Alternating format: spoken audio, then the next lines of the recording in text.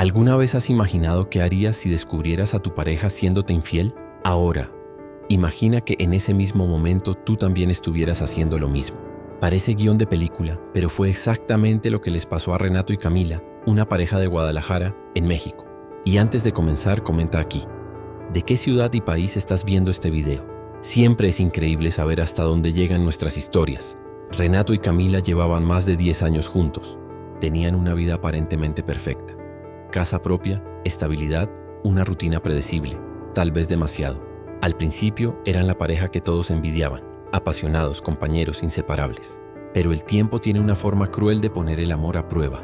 No lo destruye de una vez, lo desgasta poco a poco. En los últimos meses, el matrimonio se resumía en discusiones y silencios. Camila se quejaba de que Renato ya no la miraba como antes. Él, por su parte, decía que ella siempre estaba de mal humor, siempre insatisfecha. Y así, entre una pelea y otra, la distancia emocional fue creciendo, hasta que el afecto se volvió costumbre y la costumbre se volvió frialdad. Camila aún amaba a su esposo, pero se sentía invisible. Renato también la amaba, pero se sentía rechazado. Ambos necesitados, ambos orgullosos. Y fue en ese espacio de ausencia donde la traición encontró terreno fértil. Un viernes por la noche, Camila se arregló para un happy hour con las amigas. Renato, por su parte, avisó que iría a jugar billar con sus compañeros del trabajo. Ninguno de los dos sospechaba que esa noche estarían a punto de vivir la escena más absurda y vergonzosa de sus vidas. Camila había conocido a Lucas, un chico de la oficina que la hacía reír y le elogiaba hasta las cosas más pequeñas. Renato, en cambio, venía intercambiando mensajes con Patricia, una mujer del gimnasio divertida y libre, todo lo que él sentía que faltaba en casa. Los dos mintieron con la misma naturalidad, cada uno creyendo que merecía, al menos por una noche, olvidar los problemas. El destino, o tal vez el karma, decidió que el escenario de esta historia sería el mismo. Un motel de esquina, discreto, iluminado por luces rojas.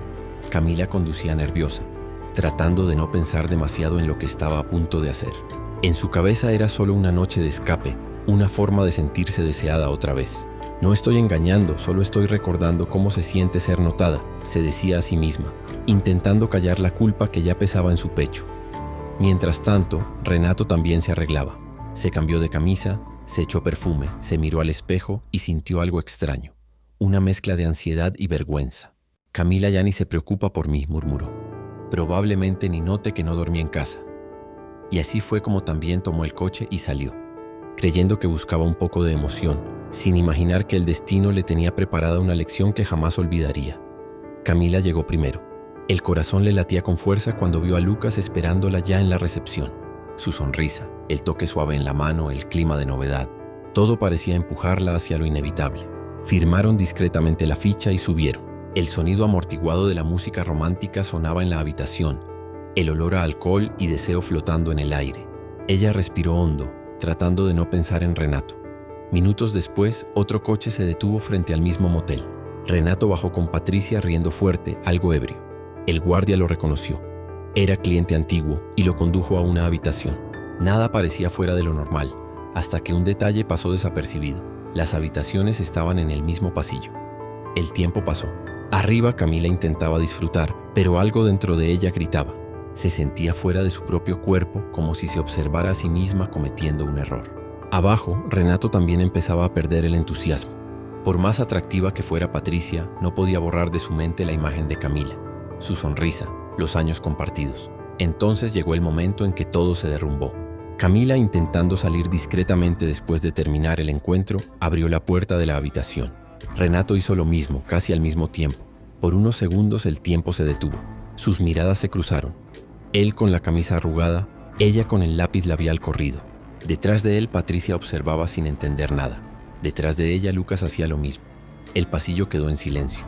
4 personas congeladas en medio del absurdo. Y fue ahí cuando la vergüenza reemplazó a la ira. Nadie dijo nada. Solo se miraron, cada uno consciente de su propio error. La traición que debía haber sido un secreto se convirtió en un espejo. Y el reflejo era el mismo para ambos. La puerta del motel se cerró detrás de ellos. Pero el aire entre Camila y Renato parecía aún más pesado que dentro de las habitaciones. Los dos salieron juntos, por instinto, sin saber qué decir. Patricia y Lucas desaparecieron rápidamente, demasiado avergonzados para cualquier explicación. Quedó la pareja original, marido y mujer traicionados y traidores, caminando lado a lado hasta el coche. En un silencio que gritaba, Renato desbloqueó el vehículo y, sin pensarlo mucho, abrió la puerta del pasajero para ella. Camila dudó, pero entró. Ninguno de los dos quería parecer más culpable que el otro. Ninguno quería ser el primero en hablar. El ruido del motor fue el único sonido durante varios minutos. La ciudad parecía diferente esa noche, fría, distante, como si todos supieran lo que habían hecho. Camila miraba por la ventana, el corazón acelerado. El maquillaje corrido, el olor de otro hombre en la piel, todo la avergonzaba. Renato, con las manos temblorosas en el volante, se sentía igual de pequeño. No necesitaban palabras. Sabían exactamente lo que el otro había hecho. «Así que esto es todo», murmuró él rompiendo el silencio. «¿Qué es todo?», respondió ella sin mirarlo. «Nos destruimos». Camila respiró hondo. «No eres una víctima, Renato. No vengas a hacerte el santo». Él rió amargamente. «Lo sé, pero tampoco voy a fingir que esto fue solo una casualidad». «Lo fue», dijo ella casi en un susurro. «Discutimos. Estaba herida. Curioso. Yo también». Las lágrimas comenzaron a acumularse en los ojos de ella. El coche siguió por la carretera hasta su casa, una casa que ahora parecía demasiado lejana. Cuando se detuvieron frente al portón, nadie se movió. El reloj marcaba casi las 3 de la madrugada. Renato la miró, finalmente enfrentándola. «¿Sabes qué es lo peor?», preguntó. «No puedo odiarte». Camila tragó saliva. «Ni yo a ti». Por un segundo, ambos rieron con nerviosismo, como si se burlaran de su propio desastre. Pero la risa pronto murió, ahogada por el peso de lo que habían hecho. Entraron en casa sin encender las luces. El sonido de los pasos resonaba en el pasillo, el mismo por el que tantas veces habían pasado tomados de la mano. Ahora caminaban como extraños, cada uno atrapado en su propia culpa. Antes de retirarse, Renato dijo: «Mañana hablamos». Camila respondió casi sin voz. Si todavía hay algo de qué hablar, esa noche durmieron en la misma cama, pero las sábanas parecían dividir mundos distintos. El sol entró tímido por la ventana, como si hasta él sintiera vergüenza de iluminar aquella habitación.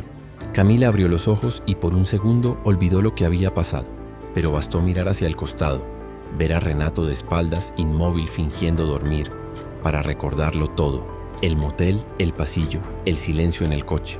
La vergüenza le ardía por dentro. Se levantó despacio, fue a la cocina y puso café en la cafetera, intentando actuar como si fuera un día cualquiera. Pero el ruido de la máquina sonaba más fuerte que nunca. Renato apareció poco después, con el cabello despeinado y el rostro abatido.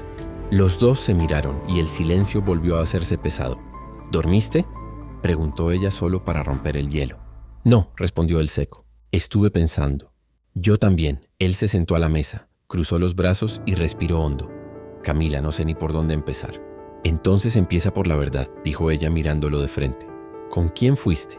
Renato dudó, pero respondió: «Una compañera del trabajo. Veníamos coqueteando desde hacía un tiempo. Ni siquiera sé por qué». «Fue una estupidez», Camila cerró los ojos.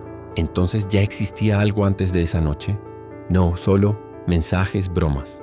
Nunca había pasado nada. Hasta ayer». Él bajó la cabeza.